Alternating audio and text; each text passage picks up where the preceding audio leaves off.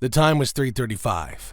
M&D was as joyful as ever until its infamous Tsunami coaster had a gruesome accident. In a heartbeat, 10 passengers, 8 of them children, were no longer riding a coaster. They were falling through the air in a twisted mess of yellow steel. And just like that, a day of laughter and joy had just collided, leaving nothing but harsh memories behind. For decades, M&D's was a Scottish rite of passage, a pillar of national pride built on a silent promise of safety. But beneath the Scotland's best theme park branding, the park was aging poorly. Visitors like Ben Genovese noticed the peeling paint and the mechanical screeches that sounded less like engineering and more like a plea for help. However, the authorities tried to ignore it as much as possible, endangering lives. The Tsunami was the park's crown jewel, a Pinfari inverted coaster designed to give riders a sensation like weightless flight. Unlike traditional coasters, where the car sits safely on the tracks, the Tsunami suspended its passengers below the track, their legs dangling in the open air. It was vulnerable, thrilling, and meant to be a controlled flirtation with danger, a safe way to touch the edge of fear and then return home safely for dinner. But nobody ever realized that the real danger was closer to them than expected. The ride had an unstable past, a history of mechanical hiccups that, in hindsight, were alarming. In 2011, 9 people were left dangling 60 feet in the air for 8 hours during a mechanical stall. In 2015, the park's tornado coaster required a high-altitude rescue of 8 people. And yet, the park remained a magnet for families because we have a psychological tendency to view theme park accidents as flukes, unpredictable lightning strikes that surely won't hit us. We walk through the gates under the assumption that the high price of entrance guarantees a high standard of engineering and safety. At approximately 3:35 p.m., 10 passengers, including 8 children and 2 adults, boarded the Tsunami. They were secured into their harnesses, the heavy clink of the restraints providing a false sense of finality and safety. Among them were children as young as 10, their faces bright with the nervous grin of a big kid ride. As the ride departed the station and began its ascent, the riders' feet swinging rhythmically, they rounded a turn roughly 20 feet above the ground, traveling at approximately 40 miles per hour, heading into a maneuver they expected to be thrilling. Then, the laws of physics and consequences of corporate greed collided in midair. The wheel assembly, the vital mechanism that grips the track, suffered a catastrophic failure. A series of axles, the very bones of the machine, just snapped.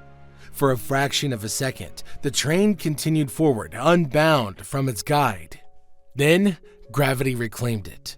The train plummeted 17 feet, not in a graceful manner, but in a chaotic, tumbling descent. It slammed into the ride's primary support structure with a sound like a bomb going off, before crashing through a perimeter fence and landing upside down on a kid's car's attraction below. And the seconds following the impact, a horrific, unnatural silence fell over the park. It was the silence of 1,000 people holding their collective breath. And then came the screams. This wasn't the organized, fun-filled screaming of a thrill ride. This was the raw, growling agony of humans pinned under a ton of mangled steel and fiberglass. The scene was apocalyptic. The bright yellow and blue cars of the Tsunami were now a twisted heap on the concrete, leaking oil and smelling of burnt rubber and blood. What happened next was a testament to the human spirit in the face of institutional failure. While the park's internal security struggled to grasp the scale of the disaster, the public took charge. A 31-year-old former paramedic enjoying a day off didn't wait for permission. No, he crawled into the oil-slick debris to reach a young boy who was drifting in and out of consciousness. Nearby, a man named Mr. McCutcheon knelt in the dirt, his hands covered in blood, as he used his fingers to plug a ruptured artery in an 11-year-old boy's snapped wrist. He held the boy's head still, whispering to him, keeping him anchored to the world as the chaos swirled around them uncontrollably. The desperate acts of parents on the scene were palpable and heartbreaking. Some, driven by a primal need to save their children, began trying to manually move the heavy carriage to lift it off of those pinned beneath. It was a terrifying moment of high stakes. While their intent was heroic, the shifting weight threatened to crush the victims further before the machinery was stabilized. Eventually, a human chain of nearly 24 men, fathers in cargo shorts, teenagers in sneakers, joined forces with arriving firefighters to heave the wreckage upright. The casualty list consisted of youth and stolen summers. One boy was rushed to the hospital with severe chest, abdominal, and leg injuries. Another child's hand was so badly damaged that it required extensive, painful reconstructive surgery. Most harrowing was the story of a young boy who was placed in a medically induced coma and attached to a ventilator.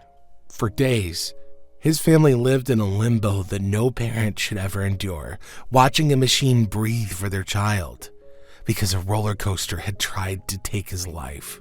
Miraculously, there were no fatalities, but the word miracle is often used to mask a lack of accountability.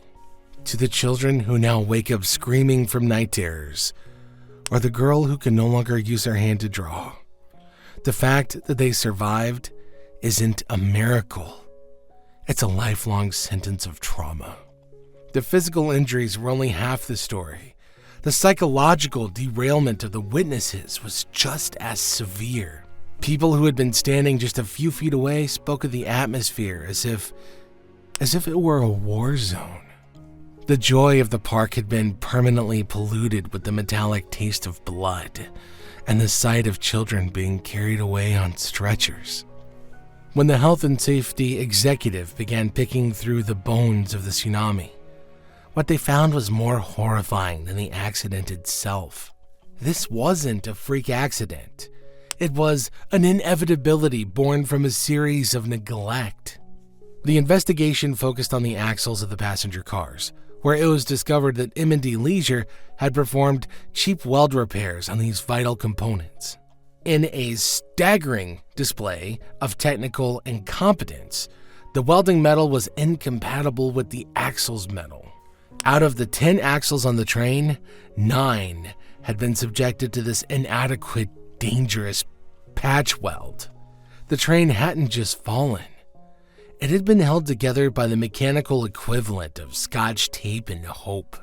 Perhaps the most damning revelation involved the safety inspections. Only 16 days before the disaster, an independent inspector had signed off on the ride, declaring it safe. That inspector was subsequently banned, but the damage was done. The safety net that patrons rely on had been proven to be nothing more than a paper-thin illusion. In February 2017, the Tsunami was quietly dismantled and sold for scrap. Its steel melted down, though the memories of its failure couldn't be so easily erased. M&D Leisure eventually stood in court, pleading guilty to multiple breaches of health and safety laws. However, a fine of £65,000, reduced from £100,000 due to their plea, felt like a second-hand insult to the victims. For a company with an annual turnover of millions, this was a rounding error, not a punishment. The father of the boy who'd been in a coma spoke for many when he called the fine disheartening and unjust. It felt almost as if the justice system had placed an affordable price tag on the safety of children. The story of the Tsunami is a grim reminder that theme parks aren't just playgrounds. They're massive, complex industrial sites that invite the public to trust them with their lives. When that trust is traded for a cheap welding job or a rushed inspection, the result isn't just a mechanical failure. It's a human tragedy. As we look back on the wreckage in Motherwell, we're forced to confront a chilling truth. The most dangerous part of a roller coaster isn't the height, the speed, or the loops. It's the invisible cracks in the metal hidden beneath a fresh coat of paint and a corporate smile. Today, M&D remains open, but the shadow of June 26th lingers over every loop and dip. The tsunami is gone, but the scars remain as a permanent monument to the day the fun stopped. It stands as a warning to every park owner across the globe. Negligence isn't just a legal term, it's the sound of metal snapping, the sight of a child in a coma, and the permanent silencing of a summer's joy. We have to demand better for the sake of every child who climbs into a seat expecting a thrill and deserves to come back down to Earth safely.